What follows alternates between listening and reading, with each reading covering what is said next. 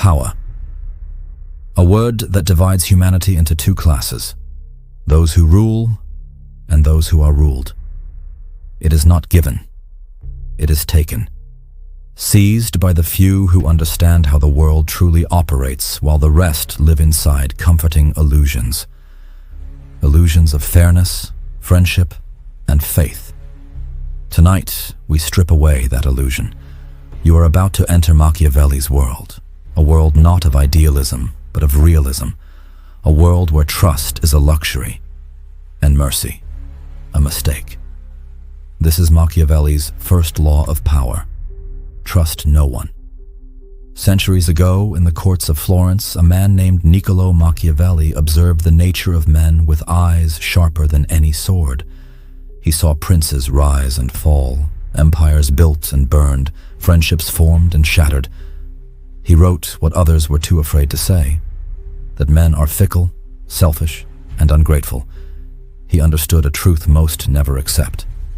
Loyalty is not born from love. It is born from necessity. When necessity changes, loyalty vanishes. Imagine a ruler surrounded by smiling faces, advisors, allies, lovers, and friends. They bow, they praise, they swear eternal devotion, but in their hearts, calculations are constantly made. What can I gain? What can I lose? When is the right moment to switch sides? Machiavelli knew that the same hand that applauds you today may be the one that plunges a dagger into your back tomorrow. History proves him right. Caesar trusted Brutus. Caesar died on the floor of the Senate. The Medici trusted their bankers. They were betrayed from within. It is not cynicism. It is reality. Let's break this law down into what it truly means. Trust no one does not mean you live in paranoia. It means you live in control. Every person you meet, friend, partner, subordinate, has their own motivations. They are loyal only to themselves, to their ambitions, their fears, their appetites. If you fail to see this, you will build your empire on sand. But if you understand it, you can use it. You must learn to study people like a scientist studies his subject. Watch their reactions. Notice their silences. When they praise you, ask yourself, why now? When they agree too quickly, wonder, what do they gain? Machiavelli taught that vigilance is stronger than faith. Control is stronger than trust. He wrote, "He who builds his power upon the loyalty of men builds on the wind." You cannot control loyalty, but you can control incentives. To survive in a world built on deception, you must create a system of checks and balances around you, not of law, but of fear and advantage. Make sure that betrayal costs more than obedience. Let those around you depend on your success. Tie their survival to your stability. If they fall when you fall, they will fight for you. Not out of love, but out of self-preservation.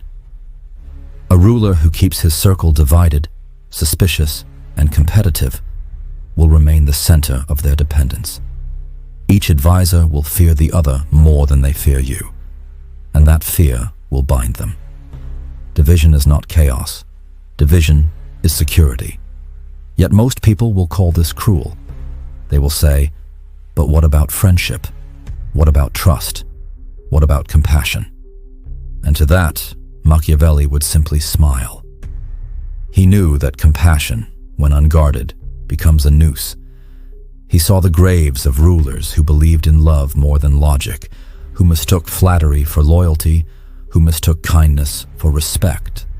The world does not reward the naive, it devours them.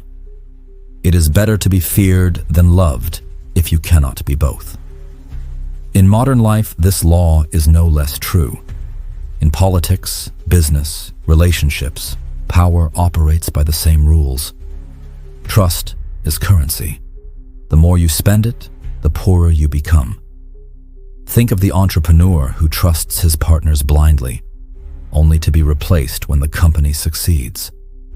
Think of the politician who believes the loyalty of his allies, only to be abandoned when scandal strikes. Think of the friend who shares his deepest secrets, only to see them weaponized later.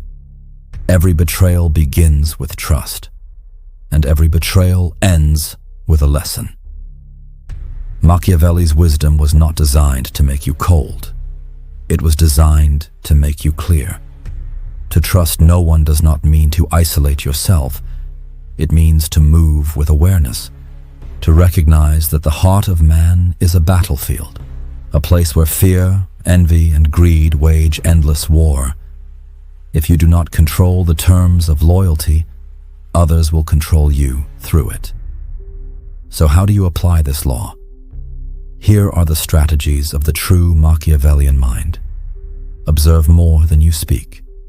The less you reveal, the more others expose themselves. Give partial trust, never full. Let others believe they are close, but keep your true intentions hidden. Control through leverage. Always ensure that loyalty to you serves your allies' interests, not their emotions. Divide and rule. Never let your circle unite against you. Keep their ambitions conflicting. Prepare for betrayal. Expect it, plan for it, and you will never be destroyed by it. Remember this: to trust blindly is to hand your enemy the knife that will end you. To trust strategically is to turn that same knife into your weapon. There is peace in awareness, freedom in skepticism, and power in solitude. The man who trusts no one is deceived by no one. The man deceived by no one is defeated by no one. Machiavelli's first law of power is not a rejection of humanity. It is an understanding of it. And once you see men as they are, not as they pretend to be, you will never again be controlled. You will move in silence. You will act with precision. And you will rule with eyes wide open.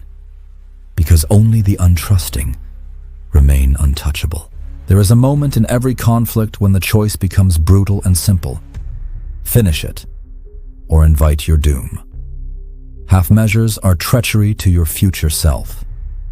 Hesitation is an open wound that time will infect. This is Machiavelli's second law of power.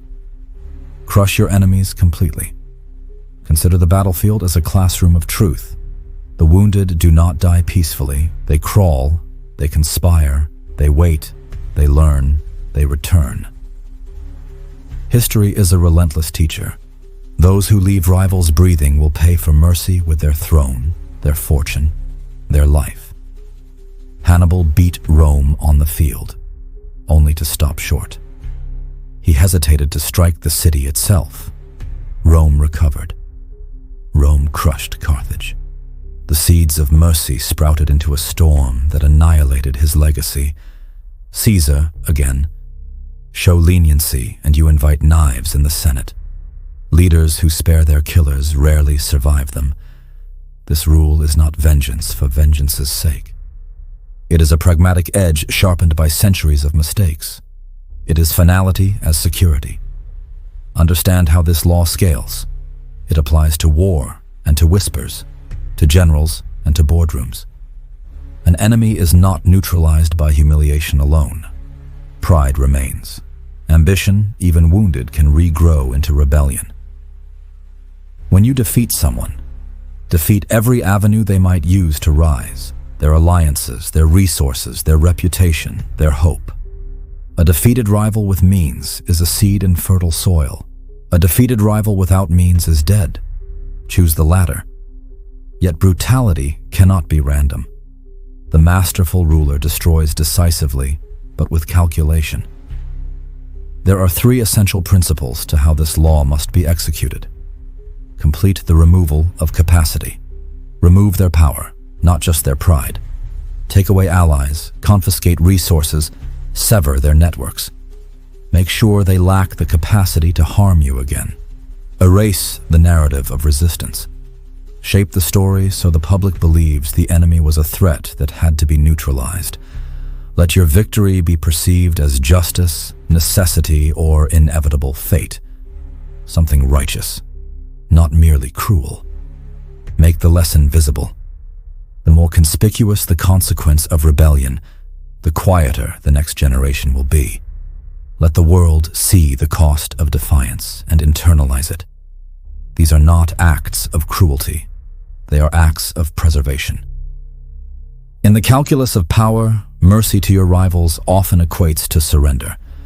Do not mistake ruthlessness for stupidity. Reckless brutality invites backlash. Surgical finality secures your reign. There is a difference between slaughter and strategy. When you act, make it swift and precise. Avoid spectacle that unites your enemies in outrage. Cloak your actions in inevitability. Make them seem lawful, necessary, orderly. Let the public mouth be your sovereign's alibi. Destroy the rival's credibility. Expose their crimes, their hypocrisies, their weaknesses. If you can't legally remove them, remove their dignity in the marketplace of opinion until they collapse under their own shame. Reputation is a weapon you can turn inward against an adversary.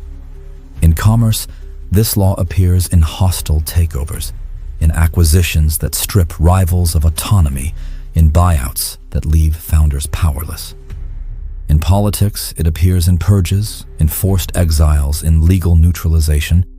In personal disputes, it appears in severing ties, in removing access, in public discrediting. Whatever the arena, the principle is the same. Do not leave a living threat unattended. Now, how do you execute this law without becoming the villain history remembers? Follow this playbook. Plan for totality before you act. Victory without foresight becomes chaos.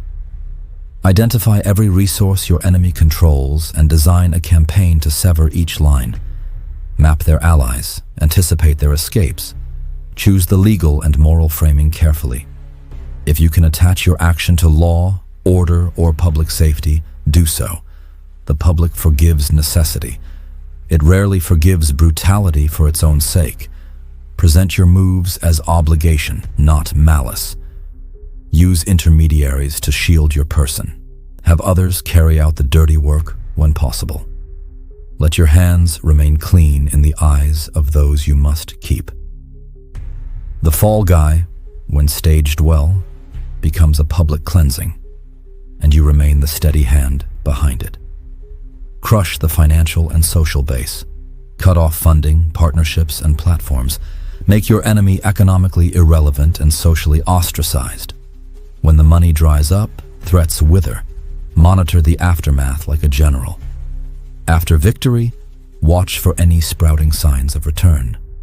Be ready to strike again. Finality is not a single act, it's sustained maintenance. This law is brutal because the world is brutal. If you leave a wound, infection spreads. If you leave a rival with pride or resources, he becomes a coalition in the shadows. If you leave a story of injustice, sympathy will rally to them. That sympathy is the most dangerous currency. But remember, power without prudence becomes tyranny. The wise ruler is never wasteful. He destroys where necessary. He consolidates where profitable. His aim is not to annihilate humanity, but to neutralize specific threats. A house must purge the rot in its beams, not burn the whole roof. Let's examine practical scenarios. The boardroom rival. When a co-founder plots to seize control, do not confront him in public or in fury. Build shareholder alliances, dilute their stake, buy out their contracts, isolate them from key clients. Make them irrelevant. Then offer a small, humane exit, a final mercy that hides the fact they have already lost everything. The political opponent. Never allow opposition to reorganize. Use legal inquiries that expose their misconduct. Cut their funding streams. Undermine their credibility through carefully placed revelations. Reconstruct public institutions so loyalty to you becomes the path of least resistance. The personal adversary. If someone threatens your reputation, expose their lies with facts and witnesses. Remove their platforms. Make them an example, but avoid becoming vindictive. Finality can be surgical and swift without turning you into a monster in others' eyes. Some will call this heartless. They will decry the cruelty of total victory. They will point to music of empathy and the poetry of mercy. And yet, history prefers survivors over martyrs. The man who is sentimental at the wrong time buries himself under the weight of his compassion. But there is nuance. There is a season for mercy, when it secures allegiance, when it brings useful allies, when it keeps the wheels of power greased. The law is not a mandate to slaughter the weak. It is a command to never allow the capable enemy to return. If a person is genuinely broken, rehabilitated, or useful in a controlled capacity, convert them into a cautionary tale, an instrument in your hands.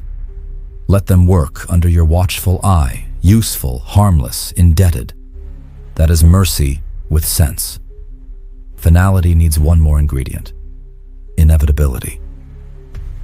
When you strike, make the outcome feel like destiny. A swift, unstoppable campaign creates the psychological surrender of others. When people believe resistance is futile, they will bow before you without spilling more blood. Therefore, ensure your victory looks natural, predestined, and measured. The public will accept what feels ordained. They will reject what feels hysterical. Let us close this law with a stark truth. The world does not reward mercy when mercy breeds danger. It rewards security.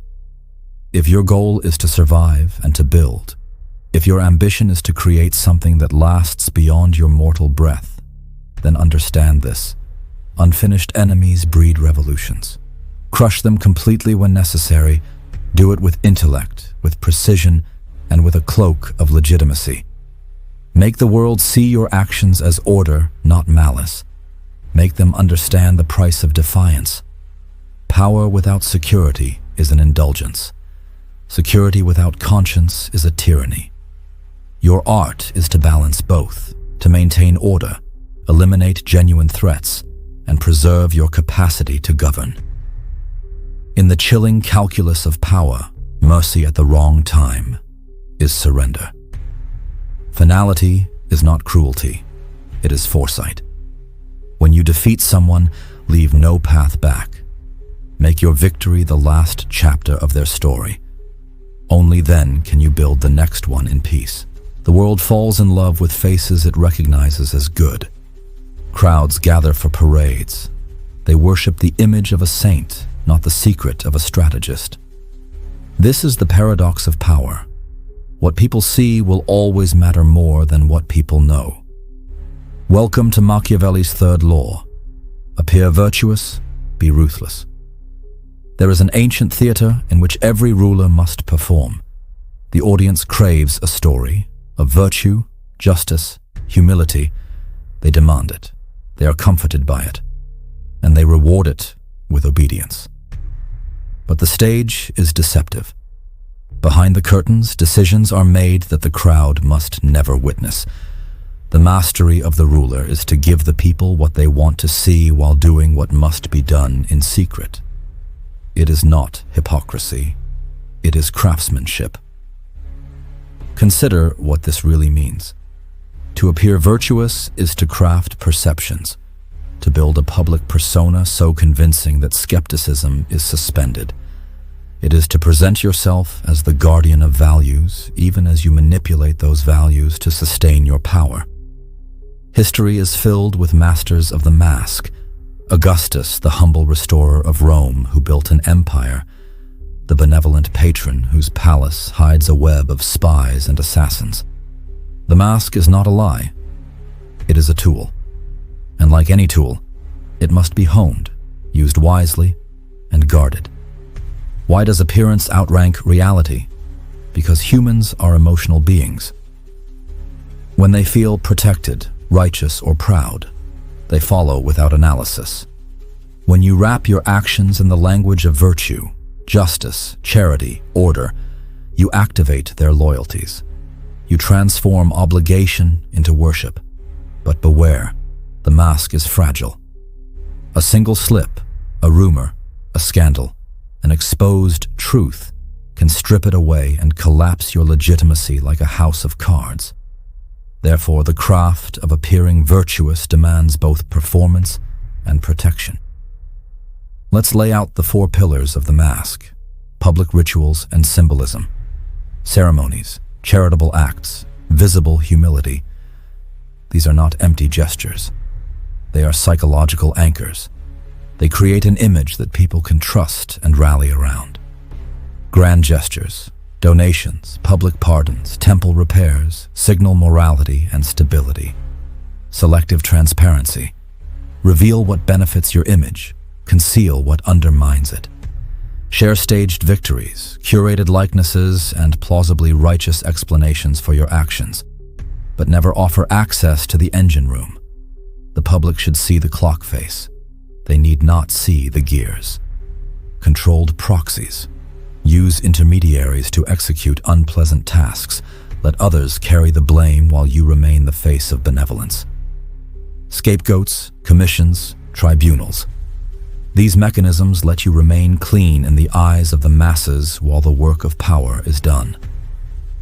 Narrative reinforcement. Flood the air with stories that reinforce your virtue. Patronage of writers, commissioning art, controlling the pulpit or the press, all turn private deeds into public myths. Repetition breeds belief. But masks must be credible. The public senses falseness. When virtue is only skin deep and exposed by obvious contradiction, contempt follows faster than loyalty. So while you may be ruthless indeed, the performance of virtue must be convincing, grounded in gestures consistent with the image you cultivate. If you are to present yourself as the protector of the poor, then occasionally feed the poor. If you claim piety, be seen at worship. Not always, but often enough that doubt sputters out. Authenticity need not be absolute, but it must be plausible. Now, how does one build and maintain the mask without being swallowed by it? First, design your persona intentionally. Decide the virtues that best suit your aims. Are you the just judge, the humble servant, the merciful benefactor? Choose a role that aligns with your strategy and audience. A persona that clashes with reality will create cognitive dissonance and invite scrutiny. Second, institutionalize your image. Embed your virtues into law, ceremony, and routine. When the institutions echo your persona, it becomes harder for rivals to dismantle it. People begin to trust the system, not just the face. Third, manage your contradictions. All rulers must do unpleasant things. When these moments arise, explain them in moral terms. Frame necessity as sacrifice. Show regret publicly while acting decisively in private. Mourning masks action. It absolves the actor in the eyes of the audience. Fourth, punish hypocrisy fiercely, selectively. If someone exposes a contradiction that threatens your mask, neutralize them quickly. Shame them, discredit them, or expose deeper flaws. The public must never be allowed a clear pattern of inconsistency. Let's look at practical techniques to wield the mask. The ceremony of giving. Stage philanthropic acts where cameras, witnesses, and symbols combine to cement your image. Timing matters. Give after a crisis, during a festival, or before an election. The optics matter more than the amount. The public confession. When scandal threatens, confess a small, controlled fault. People forgive minor sins if they believe the sinner is honest.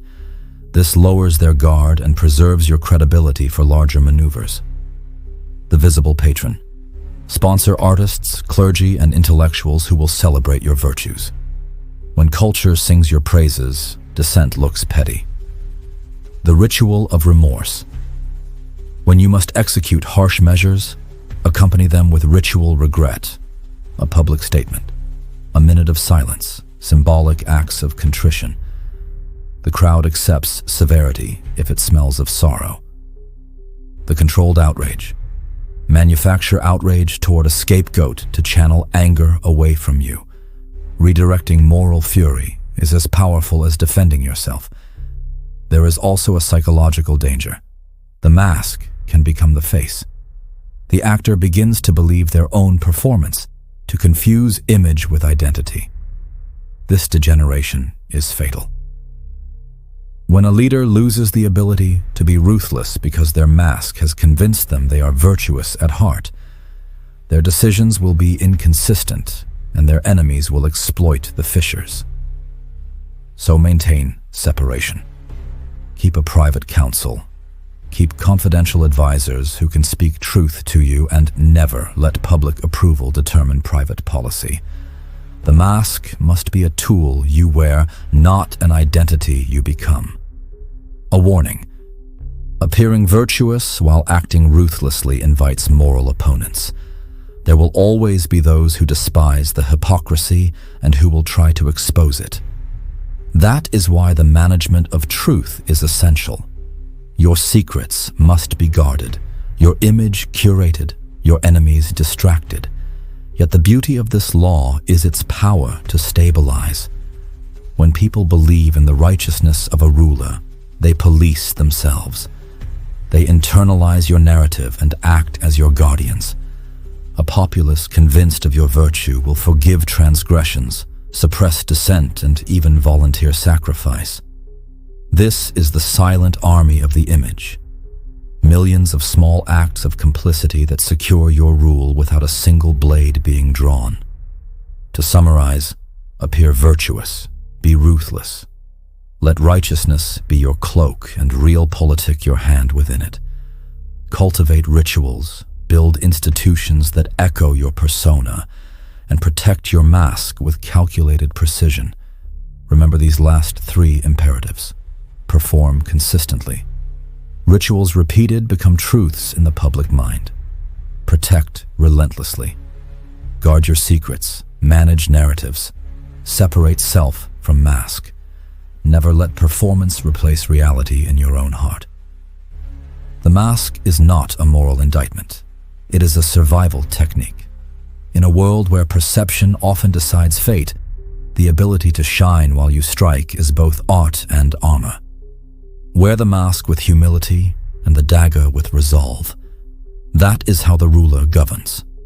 That is how the empire endures. There is a power greater than armies, greater than wealth, greater than the sword. It is the power to decide what is true. The world is not ruled by events. It is ruled by the stories told about those events. This is Machiavelli's fourth law of power. Control the narrative. Every kingdom that ever fell began not with rebellion in the streets, but with rebellion in words. A whisper that turned into doubt. A rumor that became faith. A story that spread faster than steel could cut it down. You can command soldiers, but you cannot command belief without narrative. Those who control the story control the world. From emperors to modern politicians, every ruler understands this. Power is not what you hold. Power is what people think you hold. The crowd does not witness your every move, nor do they see your strategy. They see symbols, slogans, and the echo of your reputation. Their perception becomes your reality. So the Machiavellian strategist learns early. Build your myth before your enemies build theirs. In Machiavelli's time, narratives traveled by priest, poet, and playwright. Today, they travel by feed, by algorithm, by screen. But the essence remains unchanged. Those who shape the message shape the minds of millions. He wrote, "Men in general judge more by the eye than by the hand, for everyone can see, but few can feel." Meaning, perception outweighs truth. The wise ruler, therefore, does not chase truth. He curates it. There are 3 dimensions to mastering narrative control: information, emotion, memory. Information decides what people know. Emotion decides what they believe. Memory decides what they remember. If you can influence all 3, reality itself bends to your will. Let's break this law into its operational strategies. Strategy 1. Own the channels of voice. The one who owns the channels owns the truth. Whether it's the pulpit, the press, or the platform, domination of communication means domination of consciousness. You must ensure that your message reaches before your rivals does. Flood. Do not drip. Overwhelm. Do not compete. Silence is a void that your enemies will fill. In Machiavelli's words, the people believe what they are told, provided it is said often enough. Therefore, repetition is your army. Visibility is your armor. Strategy 2. Emotional engineering. Facts don't rule men. Feelings do. If you wish to steer the masses, learn to move their hearts before their minds. Fear, pride, anger, hope. These are the currencies of influence. Give them an enemy to blame, a hero to follow, a dream to chase. And when their hearts are burning, you can lead them anywhere. Control emotion, and reason follows like a servant. Strategy 3. Write the history yourself. Every victor eventually becomes an author. History books are the monuments of those who outlasted the truth. If you cannot erase your mistakes, reinterpret them. If you cannot hide the blood, paint it as sacrifice. The masses do not remember what happened. They remember how it was told. When Caesar crossed the Rubicon, it was treason. When his pen touched parchment, it became destiny. When kings crush rebellions, they call it restoration. When tyrants fall, their successors rename it justice. Every regime inherits the same weapon, the pen that rewrites memory. The Machiavellian mind must understand the danger of silence. When you do not control your story, someone else writes it for you, and they will never write kindly. So the ruler's task is twofold. First, craft your narrative. Second, defend it like a fortress.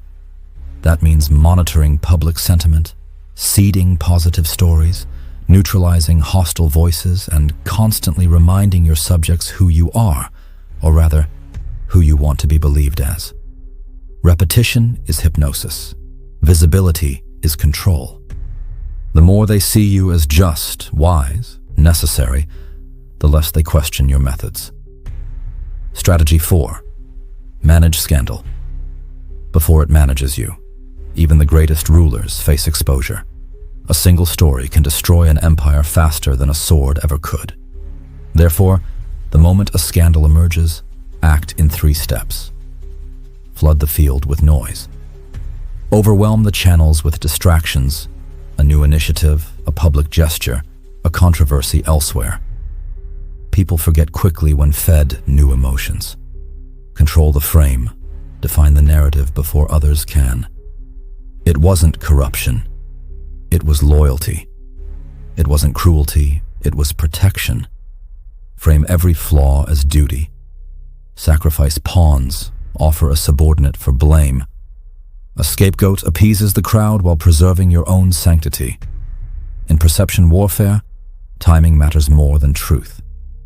Strategy 5. Use symbols and slogans. Words condense worlds. A phrase, a crest, a gesture. These are shortcuts to mass identity. Rome had its eagle. Nations have their flags. Movements have their chants. Symbols bypass the intellect and brand the soul. When people chant your words, they internalize your dominance. Choose symbols that appeal to pride and permanence. Let them feel ancient, inevitable. When a story feels eternal, it becomes sacred. And sacred stories are unassailable. Now let us confront the ethics of this law. Some will say, to manipulate narrative is deceit. But the Machiavellian answer is colder. The world has never been governed by truth, only by believable illusions. Morality may guide personal life. Narrative governs public order. The one who holds the microphone shapes the conscience of a generation. If you do not wield the power of narrative, your enemies will. And in the war of perception, neutrality is extinction. So, how can you apply this to your own domain? In leadership, control communication. Align your team's vision around one unshakable story. In business, define your brand's myth before the market defines it for you. In personal life, manage your reputation. Let no rumor live unchecked. The world will judge you, so give them the script. The greatest mistake is believing silence is dignity. Silence is absence, and absence invites invention. People will invent your story whether you speak or not. Speak first, and you choose the version that survives. The Machiavellian ruler knows words are the invisible chains that bind nations. The sword enforces obedience, but language creates belief. And belief, once forged, endures longer than any army. Control the narrative, and you control the rhythm of history. You decide who is remembered as a hero and who as a villain. You turn your crimes into necessities and your ambitions into virtues. That is not magic. That is mastery. Power is not just seized, it is told. The story you write becomes the world they live in. Rule their minds, and their bodies will follow. This is the fourth law of Machiavellian power. Control the narrative, and you control everything. Enemies are not problems you banish into oblivion and forget. They are puzzles to be studied and tools to be turned. To know your enemy is to know your limits, and to keep them close is to turn their knowledge into your advantage. This is Machiavelli's fifth law of power. Keep your enemies close. There is an intimacy in observation. When you place your adversary within your orbit, you gain access to the architecture of their mind, their fears, their ambitions, their blind spots. You turn shadow into data, but proximity is an art. Too near, and they strike. Too far, and they conspire. The master balances closeness with control. Why keep enemies near instead of crushing them outright? Because enemies contain information, strategies, networks, loyalties, and, most valuable, intentions. When you watch an enemy, you learn what they value. You learn their thresholds for risk. You learn where their loyalty fractures. That knowledge allows you to predict, preempt, and manipulate. History is full of rulers who preferred observation to oblivion. They invited rivals to court, gave them honor, and in return, they gained the map of their ambitions. The court is a cage gilded with flattery, beautiful for the eye, deadly for the plotter. But this law is not simple hospitality. It's a controlled ecology of influence. Keeping an enemy close means you must design an environment in which they feel safe enough to reveal themselves, but never safe enough to strike effectively. Let us break this into the essential mechanics. 1. Positioning, the comfortable cage. Invite the enemy into an environment you control, your court, your boardroom, your inner circle. Provide them comfort, status, recognition, a sense of influence. Comfort loosens tongues. Flattery opens doors. Give them enough to feel privileged, not powerful. The key is to make them believe their moves go unseen while you watch every tilt. 2. Monitoring. Learn their patterns. People reveal themselves in habits. Who do they call late at night? Which alliances do they tend to defend? When they lie, how do they lie? Build a dossier. Keep records. Make listening systematic, not emotional. Knowledge reduces surprise. 3. Controlled exposure. Feed and starve. Metaphorically feed them small successes to keep them engaged. Starve them of true influence. Let them win skirmishes that damage no real asset. Celebrate trivial victories while reserving the levers of substantial power for yourself. This keeps their ambition active but harmless. 4. Leverage. Create mutual dependency. Align their self-interest with your survival. Give them privileges that disappear if you fall. Make their prosperity contingent on your continued rule. When their fortunes are linked to you, betrayal becomes a personal catastrophe for them. 5. Subtle neutralization. Assimilate or render harmless. Turn enemies into instruments. Use their talents where they cannot hurt you. Reassign their energy to tasks that benefit your regime while isolating them from influence channels. If assimilation fails, neutralize subtly. Damage reputation quietly, cut access to key patrons, or legally bind them with obligations. There are practical forms this law takes in different arenas. In governance, grant rivals ceremonial titles, responsibilities with visibility but without substantive authority. Let them think they participate while you control the outcome. In business, put a competitor on the board or offer a buyout that yields prestige but removes autonomy. Keep them close enough to monitor market moves while limiting their capacity to unduly influence the company. In personal conflicts, invite the adversary into your circle with public civility. Then watch. People exposed to your daily rhythms reveal their intentions and allies.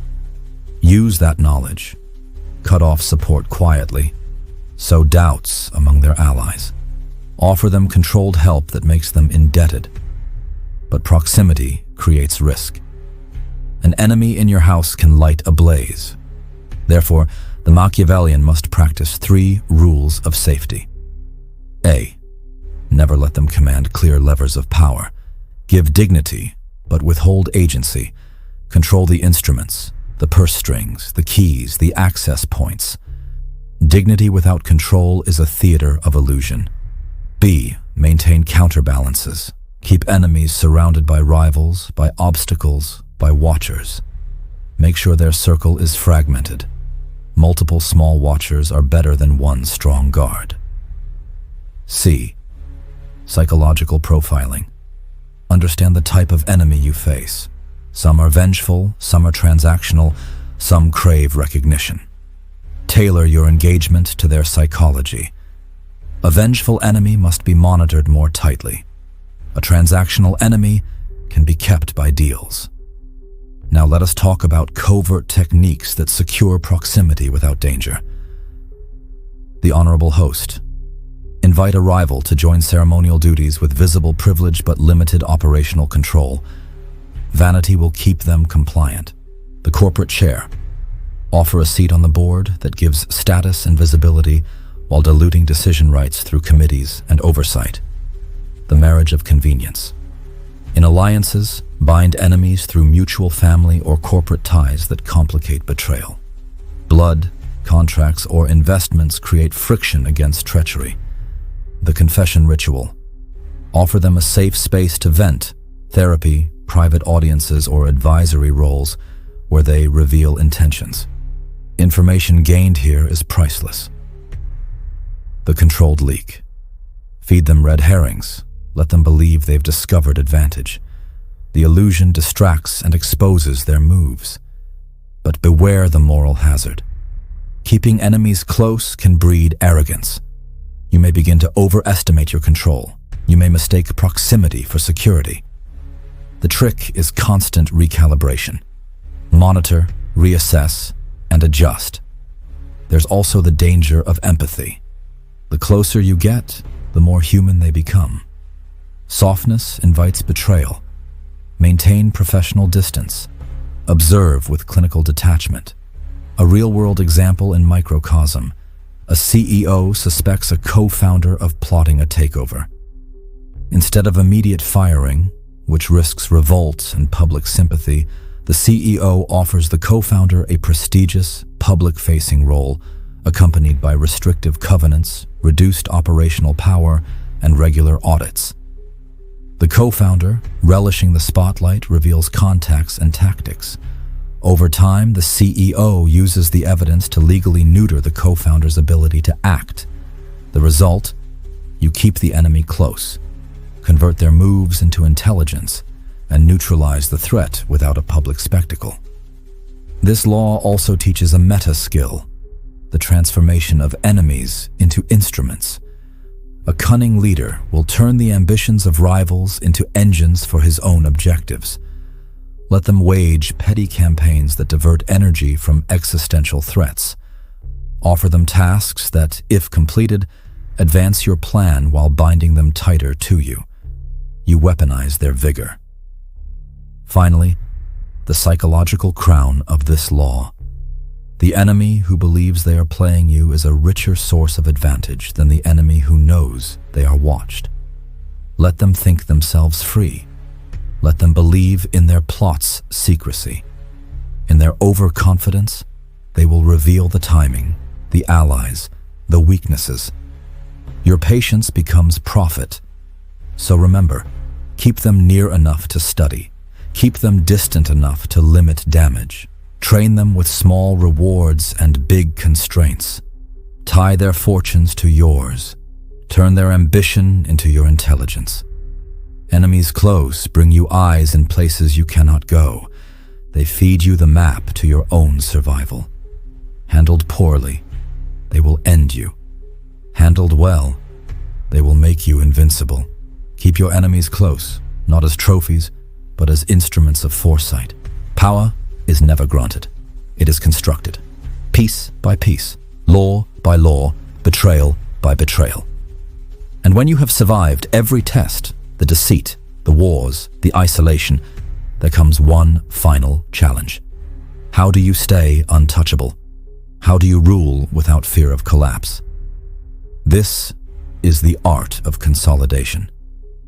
The last Machiavellian principle where survival transforms into immortality.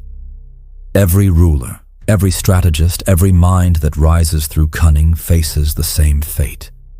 Once you hold the throne, you become the target. The walls that once protected you begin to whisper. The alliances you forged begin to decay. The same people who praised your rise now question your power. This is the natural decay of influence. Machiavelli understood this, and his final insight was mercilessly simple. If you do not renew power, it dies. If you do not control the narrative, it consumes you. Consolidation is not about peace. It's about maintenance of fear and respect without chaos. It's about crafting systems so stable that even your absence becomes terrifying. A ruler's greatest victory is to make rebellion unthinkable. Let's break down the architecture of lasting domination, the structure that keeps a Machiavellian mind untouchable long after the battles have ended. In the end, knowledge is the true weapon. You cannot be overthrown by those who do not understand the battlefield. Control what people know, and you control what they believe. Manipulate perception at its roots through story, symbolism, and selective silence. This is not censorship. It's orchestration. Machiavelli advised princes to appear virtuous even when committing ruthless acts. Today, this principle means something deeper. You must script how others perceive your reality. Let rumors circulate, but always have a louder narrative ready. Never fight lies with truth. Fight them with better fiction. In every era, power belongs to those who master optics before ethics. One man can be removed, but a system built in his image becomes immortal. Machiavelli wrote that wise rulers build institutions that reflect their authority. If you vanish, the structure carries your will. In modern form, this means building organizations, ideologies, networks, entities that owe their existence to you. Your vision becomes the spine of the system. Anyone who attacks you attacks the structure itself. This is why great empires outlive emperors. Why legacies persist long after the ruler is dust. Because the system becomes self-defending, a living extension of your control. Fear is not chaos. Fear is order. You do not need to inspire terror daily. You need to remind them what happens when order collapses. Let mercy be a rare event, not a habit. Reward loyalty publicly.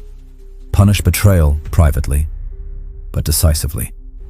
Let people feel your reach, not your rage. Fear should be invisible, like gravity, ever present, unquestioned, and unseen. When you no longer need to raise your voice for obedience, you have achieved dominance. This is the psychology of control. A ruler's silence should cause more anxiety than his threats. Too much order breeds complacency. Too much peace breeds plots. So the Machiavellian mind introduces controlled turbulence, a crisis that only you can solve, a danger that only your hand can steady. When people see you as the only shield between them and chaos, your rule becomes necessity. You stop being a choice. You become a survival mechanism. Empires fall when they make themselves irrelevant. Control is sustained when you are the oxygen of stability. Let rivals taste uncertainty. Let followers depend on your calm. The illusion of stability must always orbit around you. Power is never purely political. It's psychological. Every true ruler builds an aura, a mythos that transcends their humanity. Machiavelli knew that fear was more reliable than love. But mystery, that was eternal. Never be too available. Never be too known. Your silence should echo louder than your words. Legends are built not from what you reveal, but from what you withhold. Let your image drift into something more than human, an enigma people discuss, admire, and fear all at once. The more distant your essence, the deeper their loyalty. Every appearance, every gesture, every word must reinforce the myth of inevitability. You do not simply hold power. You are power. Dependency is rot. If your strength relies on a single ally, a financier, or a group, your throne rests on quicksand. Machiavelli warned that a prince who borrows power must eventually pay in blood. So you must become self-sufficient, emotionally, economically, strategically. Create redundancies, multiple sources of intelligence, multiple streams of income, multiple centers of influence. When no single person can break your system, you have achieved independence. And independence is the seed of untouchability. The greatest trap for the powerful is sentimentality. They build legacies too generous, heirs too ambitious, and followers too bold. The wise ruler prepares successors as caretakers, not conquerors. You pass on responsibility, never equality. Train those below you to maintain your order, but never to replace your presence. You must die as the irreplaceable architect, not as a chapter in someone else's reign. When the people say, "There will never be another like him," you have transcended leadership. You have become legend. When all has been said, when all enemies are neutralized, when your influence spans beyond reach, you must learn the last discipline: silence. Power speaks most loudly when it no longer needs to speak, when your image governs the room even in your absence. This is where the Machiavellian mind ends.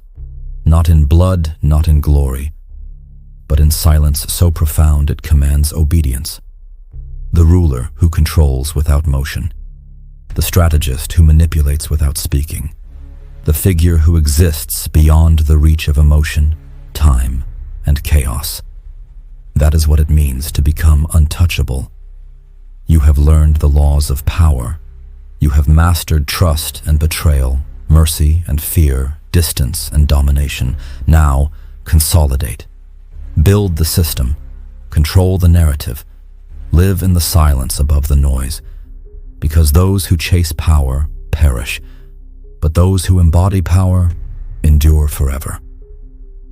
This is the final Machiavellian truth. You cannot be touched if you no longer play the game. You become the game itself.